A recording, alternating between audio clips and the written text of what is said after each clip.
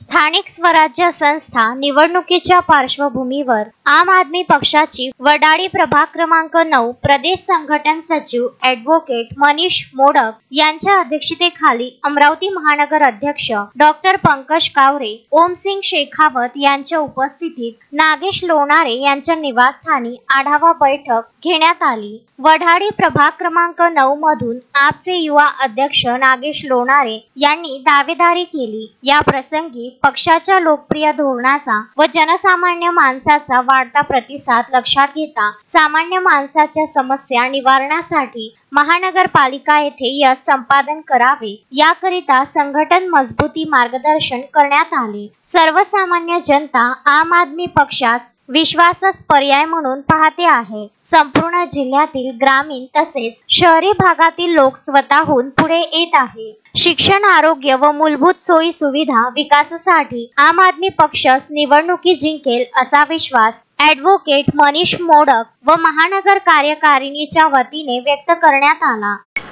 नमस्कार अमरावतीकर, आज आम्ही अमरावती महानगरपालिका येणाऱ्या निवडणुकांसाठी आढावा बैठक महादेवखुरी येथे आमचे नागेशजी लोणारे यांच्या प्रचारार्थ म्हणा किंवा आज इथून एक सुरुवात आम आदमी पार्टीने अमरावती महानगरपालिकेसाठी केलेली आहे। यापुढे येणाऱ्या नगरपंचायत, नगर परिषद आणि जिल्हा परिषद आणि पंचायत समितीच्या निवडणुकासुद्धा आम आदमी पार्टी संपूर्ण ताकदीनं अमरावती जिल्ह्यामध्ये लढणार आहे।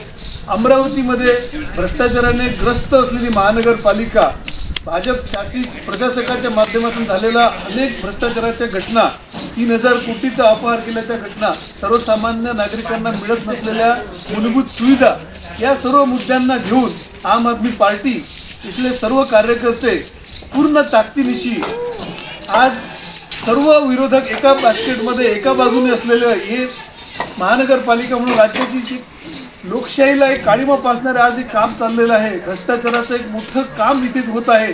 याला सर्वांना एक पर्याय म्हणून आम आदमी पार्टी संपूर्ण ताकदीनं महानगरपालिकेच्या सर्व प्रभागामध्ये, संपूर्ण प्रभागामध्ये उमेदवार संपूर्ण ताकदीने एक सुशिक्षित आणि एक सुसंस्कृत आणि जनतेच्या मनातला उमेदवार देईल आणि ह्या निवडणुका जिंकेल अशी आशा करतो। धन्यवाद। या प्रसंगी सुमेध इंगळे, प्रांजल खडसे, आकाश राऊत, वासुदेव डोंगरे, धनराज वाकोडे, सुयश मोहोळ, बाबूराव कांबळे, बाबाराव इंगळे, हरिदास वानखडे, शंकर मोहोळ, लांजेवार, सूर्यवंशी, सागर धाकडे, सोन प्रतीक, पतंगराय, चंद्रशेखर वानखडे, सिद्धार्थ शेंडे, पद्मा निंगोट, चित्रा कांबळे, शोभा डोंगरे, बेबी विघ्ने, यशोधरा भडके यासह असंख्य नागरिक उपस्थित होते।